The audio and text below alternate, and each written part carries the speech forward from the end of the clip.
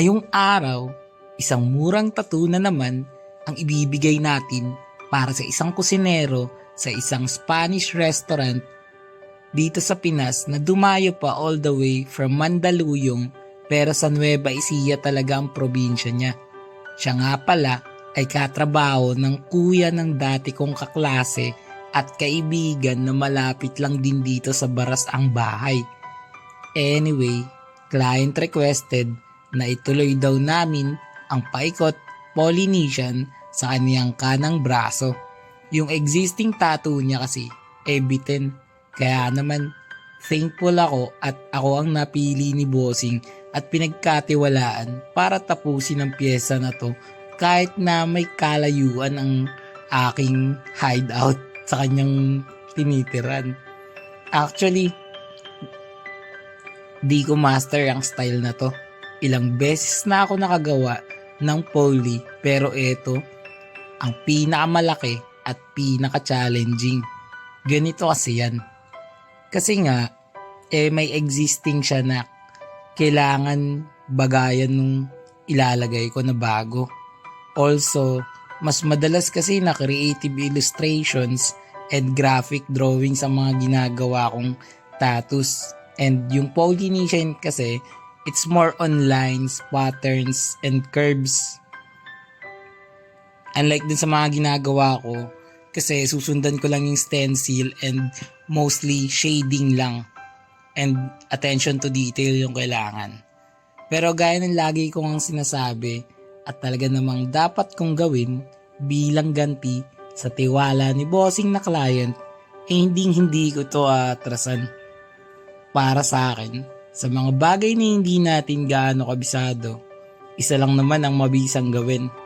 Yan ay ang mag-aral at kumuha ng idea mula sa mga professional at sa mga taong tingin natin ay magaling pagdating sa nasabing larangan. And sa case na to, si Lloyd Tattoo ang ginawa kong inspirasyon at ang poly finish product niya naman ang nagsilbing basis na itong overall project ko.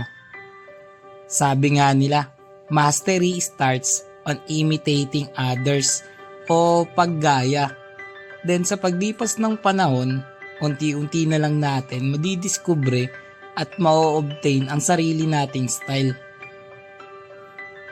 Gaya ko nung bata pa ako, puro gaya lang talaga sa mga image references yung mga dinidrawing ko like anime or sometimes ini-imitate ko yung mga kuya ko. Doon ako nag-umpisa and hanggang sa nagkaroon ako ng sarili kong style or sarili kong art.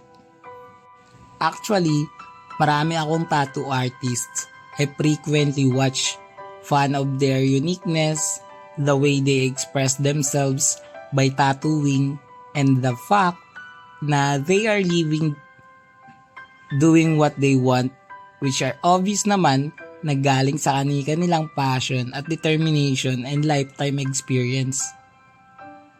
Kwentuhan ko nga pala kayo ng kaunti tungkol dito ay boss natin na nakasalang. Yung one of the reasons daw why gusto niya ng full sleeve tattoo sa specific arm niya na to dahil na-dislocate o nabalian daw ito few years ago nang dahil sa pagmumotor. Naku, bago pa lang naman pa ako sa pagmumotor and makakarinig ako ng ganitong kwento. Pero ingat lang daw talaga. Anyway, accident happens so quickly at di daw nila inaasahan na mayroong sasakyan na susulpot. Bukod sa braso, marami rin siyang naging sugat all over his body and sa ulo. Kasama niya pa nga yung father niya that time.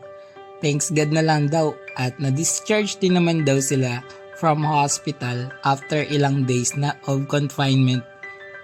And pagtapos ng operations, pinipili daw siya if metal or cement ang gagamitin to repair yung arms niya.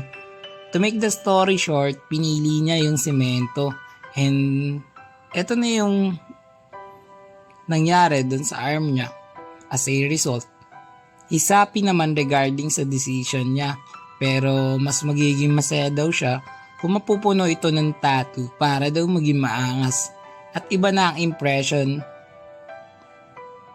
niya at ng ibang tao sa tuwing makikita ang braso niya.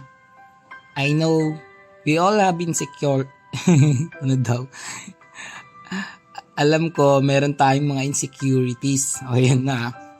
Some people use certain wardrobes to hide or conceal it. Pero there are also others who use tattoos like this to divert and pagandahin ang appearance ng imperfections. Like yung last time natin sa Batangas, birthmark. And yung iba naman, mga stretch marks, mga keloids or mga sugat, something na ganun, no? Basta, kayang takpan siya ng tattoo. Pwede yan, guys. Kung meron kayong ganyan or may kakilala kayo na namamroblema tungkol sa mga ganyang insecurities, yo, you know what to do. Now, as a tattoo artist, eto yung isa sa mga proudest moments ko kasi I feel like I'm really making a difference even on just simply doing art. Simply doing tattoos for other people. You know, yung like yung ang tawag doon purpose in life. Yun. At least nadadagdagan siya. And yung sense of responsibility or sense of being helpful to others. Yun, sobrang laking bagay nun. And motivation na din para sa mga susunod pang mga projects natin. Teka, napahaba na naman tong kwento ko. Alam ko. Yo, kaya para mabilis ang usapan, kontakin niyo na ako sa FB page, More Than Vlogs. Text o tawagan ako sa cellphone number ko, 0970-825-0395. Dahil tag-ulan ngayon, pwede na kayo magpa-home service sa akin saan man kayong lupalop ng daigdig ng Pilipinas. Alright, I'll be right there to you with Kuya Buboy, the driver of motorcycle. Alright, bago matapos itong video, panoorin at alamin muna natin kung ano masasabi niyo dun sa full sleeve wraparound na ginawa natin. Yo, let's go. Boss, tapos na yung tattoo natin. Anong masasabi mo? Goods. Quality. You know, Polynesian yan guys. Wrap around. Muntik na maging full sleeve. Meron lang siya ditong luma niyang pinagawa sa kanya. And tinry natin siya dugtungan. Ito. Rate mo boss, 1 to 10. 10. Yeah. Tagasan ka ulit boss? Mandaluyong. Mandaluyong guys. Repair yan na kakilala na tropa. Tapos, ulit ka pa ba boss? Yes. Yan o. Pakita mo nga boss yung luma mong Polynesian. Ayan o. Yan.